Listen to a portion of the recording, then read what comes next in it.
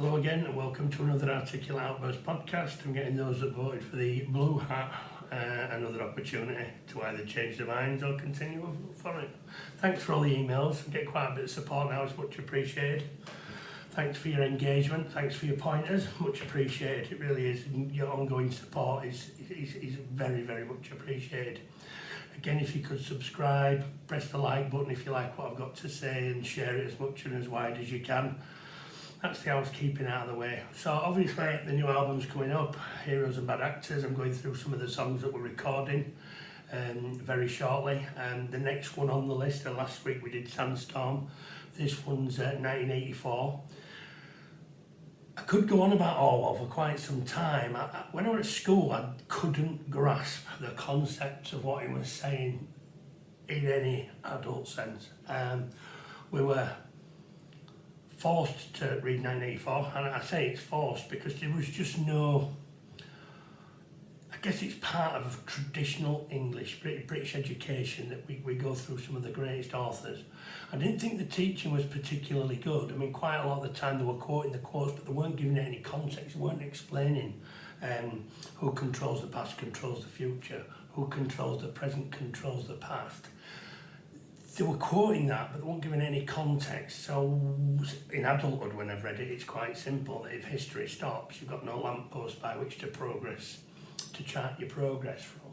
So if we take the humble mode of transport from horse to cars, if you can call them that, to the internal combustion engine, to planes, to space shuttles, you can constantly see that that's a path. And we were never told about the lampposts of history.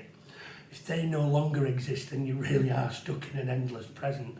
And again, there's loads of references in that book, which I thought, it's its 90th anniversary, its 75th anniversary in June next year, 9th of June next year. And I really wanted to kind of get the song out for then. And there are some Orwell quotes mixed up in the lyrics. I mean, I actually start the song with, who controls the past controls the future, who controls the present controls the past. The governments were slow and now they're fast. The internet freedom couldn't last. And I think that that's where we are, because we live so much of our lives online and so much of our information comes from online. It becomes quite apparent where Big Brother is. I mean, I'm on YouTube now. YouTube's not exactly renowned for its free speech and tolerance of issues it doesn't like you to talk about.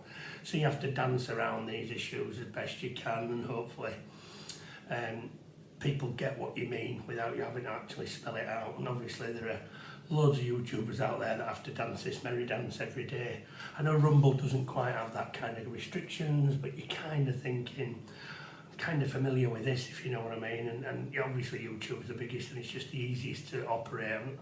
Although I think at some point I'm going to have to put some stuff on Rumble.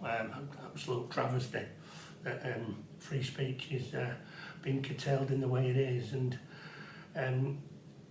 I never thought we'd ever have this debate, because obviously the only way you can actually thrash out any differences is through free speech, but that's a separate issue. In the world of Orwell in 1984, there's only one thing that you'll get, and that's the party. The party is always right, and I think Konstantin Kissing's mentioned it many a times before. Of course you're right, but you're not politically correct. Being in that politics doesn't always represent reality, and that was kind of constant throughout the Soviet Union. Of course you're not politically correct, but you may be correct in this way. And that's what's kind of happening now. I firmly believe there are certain subjects that are off discussion. And then you think, so what's the next subject that's not going to be allowed to be discussed? And then the next one, and then before you know it, there's nothing you can talk about. And this is happening gradually. Well, I think it's speeding up this year, there's no doubt about that. But, you know, over time, this is you're gradually getting things, you're gradually getting less and less of things that you used to be able to do. The 20-mile-an-hour signs are going up absolutely everywhere around here. The main roads are still 30 and 40. The 20-mile-an-hour signs, it's almost like the writing's on the wall. So this is pretty much what the kind of song is. This is why I thought it were probably more prevalent now to get this out before you probably can't get it out, before it's struck off. It's a great record. We're recording it in the studio pretty soon, I think in about 2 weeks, maybe 3. And again, there'll be loads of footage of us recording that. It's going to be quite a busy day. To get 3 songs done in 2 days might sound like a doddle when you play it once, but then there's overlaps, there's bits that are missing, there's things that have got to be fixed. It's a very, very long, drawn-out process. I get a little bit despondent, to be fair, because once you've done your bit, you're just sat there watching everyone else do theirs. And it looks quite exciting when you see people with mixing desk and speakers and, you know, they're all gesticulating at you in the room, but trust me, it's a very, very, very long day. So ultimately 1984, great song on the next album, another anthemic song. As I said, we've kind of musically evolved to go from 3-minute punk songs, in your face, kicking down the door, to a little bit more nuanced, a little bit cleverer, a little bit more subtle. And 1984 is no different. Academic Agent's just done a stream where he's actually got an old pamphlet from Orwell, which is The English People, and he kind of covers it in great detail. And there's plenty of things in there that tell you what 1940s Britain were like. I mean, obviously, Orwell was a great barometer for what was going on, what people thought, the collective vision. And although it's not exactly widely available, Academic Agent's got his hands on a copy, and I would urge you to go watch that video. There are certain traits within it that are still prevalent now, albeit being diluted. And there are certain things within that, and there's a lovely story that's told that a blind person could set off to cross London, knowing that he'd get to where he or she would get to where she was going for. People would be helping you off buses, crossing you across the road, putting you on the next bus, which I think is a lovely enshrined tale that probably gives you a lot of heart about who we are, what we were as a community. And I think that would be true today. Not in every section of the world, but I think that's a pretty good indication of exactly where we are. I think he mentions the obsession with sport and this obsession with talking about sport. You just have to look at Sky to know exactly what's gone on there. So again, I would urge you to go listen to that stream. Academic Agent uncovers quite a bit, shapes quite a bit my thinking, to be fair. And so in terms of the songs, I think I introduced the first song is Who Controls the Past Controls the Future, Who Controls the Present Controls the Past is an Orwell quote.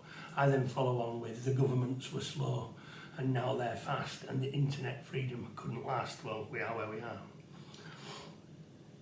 And then there's a load of drums, loads of guitars, which I can't wait to lay down, can't wait to play. We've played it live a few times, we'll be playing it live on the 11th of November if you can make it at Holbeck Working Men's Club. We're doing a full day.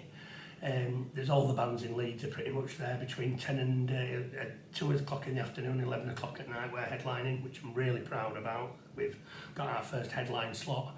Having only been doing this for a couple of years, we feel that that's quite an achievement, and you know, obviously big thanks to the organisers for backing us on that and giving us their support. So if you can get there, it'd be much appreciated. 11th of November, Holbeck Working Men's Club, just outside Leeds City Centre, plenty of places to park, great access to the motorways if you're driving, and great access to the city centre. So yeah, and if you could just go to the link on our Facebook page, Articulate Outburst on Facebook, there's a link there where you can donate money if you wish. That'd be great if you could. So moving on to the song, it's pretty much a tribute to Orwell, and it's only when you get to later life that you realise what you were taught at school didn't make any sense, and there's a reason why, because you just don't think you have either the teachers to explain the true concepts. But I do remember sat there thinking no one would ever vote for this. So it's just a flight of fancy, but that's not how power works, is it? Power works in completely different ways. This is imposed on you. This is not something you think, oh, I want to live like this. And I really couldn't get the fact that this dystopian view and everybody, I just couldn't grasp the fact that they didn't have a choice. And that's what was imposed on them, not something that they'd actually generally created for themselves. And that was never passed across at school. It was also shown to be kind of almost based on the Soviet Union model. I think that's kind of a little bit unfair. I mean, obviously we've all got the benefit of hindsight and 75 years to reflect on it. But I think it's more about the human condition. There are those people that want to be told what to do, where to be, and at what time. I think that the pandemic showed just exactly how popular that kind of idea is. And it always surprised me, the British people. You look back over time, we've never kind of stomach talk like that. If you go Peasants' Revolt, I mean, you can go back through history, Magna Carta, where we've had enough and we stand up. And for the first time in probably a couple of 100 years, I thought, oh my God, we were laid down and had our tummies tickled here. So again, this is a dystopian future. We're walking straight into it, and the amount of people that are just quite just nodding it on. And I remember that Winston Smith, when he was out and about, would always go into a pub and try to engage in conversations with the pros. And he'd always ask them the question, but surely it was better in the past. And they were, again, obsessed with beer, obsessed with football, obsessed with almost kind of ignored to get on and do what they do, kind of a bit of a lawlessness at ground level. I thought it was very interesting that no matter how hard Winston tried, because he was in charge of obviously rewriting history, to try to get to see if someone could actually pinpoint any of this. I think the war was a great concept. If you're in a constant war, things are kind of constantly happening. You don't know who you're at war with, you don't know who you were, or even if there is a war, that's another concept that 1984 kind of puts your way. So the whole book is an absolute masterpiece, and you know, it's not lost any of it. In fact, it's coming back round again. It's not lost any of its potency over time, and again, Orwell encapsulates it. I thought it was only fair to actually start recording a song that basically paid tribute to Orwell, complimented what he was saying rather than stealing from it, reinforcing it rather than stealing a bit here, stealing a bit there, a bit more than open which bits are Orwell and which bits are mine. The chorus is pretty much, you know, it's 1984, it's barking at the door, it wants to come straight through, the future predicted has come true, and those are my lines. I think they're pretty good actually, to be fair, and again in a rock and roll style. Then there's another quote in the line of the second verse, which is, if liberty means anything at all, it's supposed to say the right to tell people what they don't want to hear, but that won't go in as a lyric. So it was, if liberty means anything at all, it's to tell people what they don't want to hear. So I kind of had to drop a couple, but that's all. And then, like I've said, it does not make the message disappear. It's the messenger, not the message that you fear. And the reason I put that in now is you've got this identitarian view where if somebody works for a certain TV channel or works for a certain newspaper, people say, oh, I'm not listening to them because they're from there or they're from there. And it is the person, not the message now, that seems to be what's driving quite a lot of the public space. And I don't really subscribe to this. I'm thinking, what is it you're actually saying? Not who's saying it. When who's saying it becomes the issue rather than what's being said. And that's just it's just a never-ending nightmare. But I do hear that. I do see that. I've obviously put some headlines up from Breitbart in the past, which you know, covering a story, and you'll get comments underneath, oh bloody Breitbart this, Breitbart that, and you're thinking, well, what about the story? Now the story, whether it's true or not, is irrelevant. Why are you not commenting on what the story Breitbart are reporting? So that is true, and I feel that that's kind of an important change.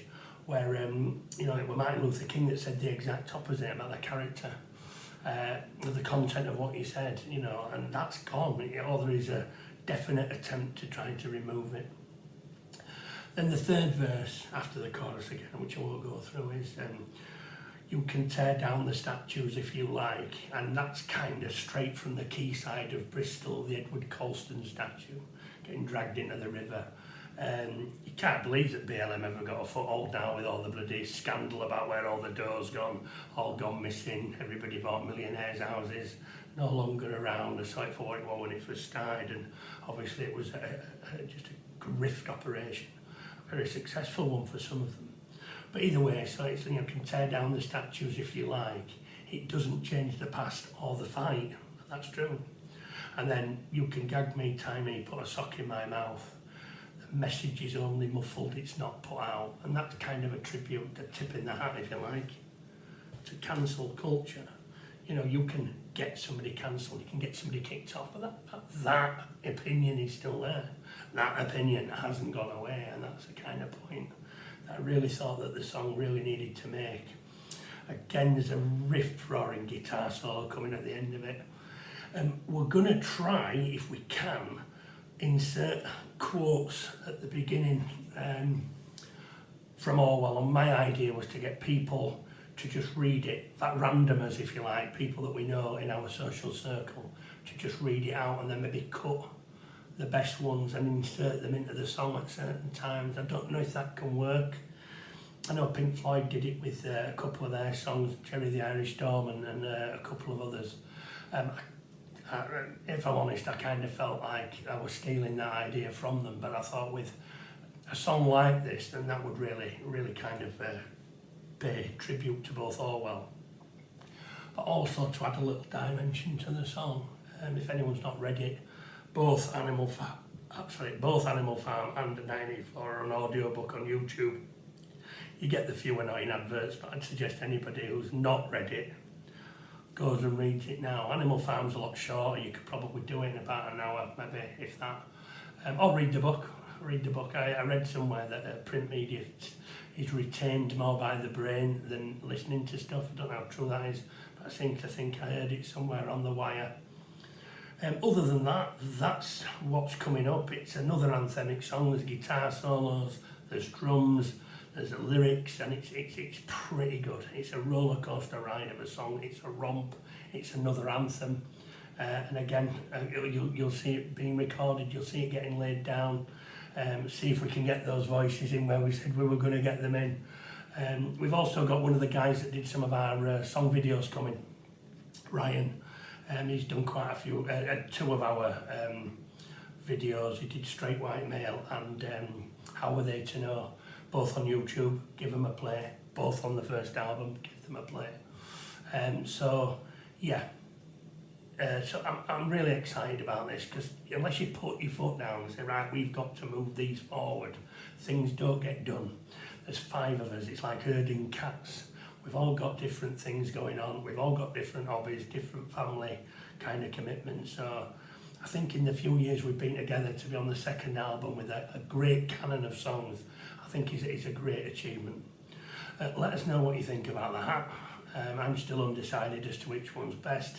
I'm getting an email a week from the company asking me what other colours I might want. There's yellow and green. I think we can rule out yellow. It's custard yellow. I don't think that's going to be one for me, but you never know. You never know. Thanks for all your support. Thank you for your continued support, and I'll see you in the next stream. Thank you.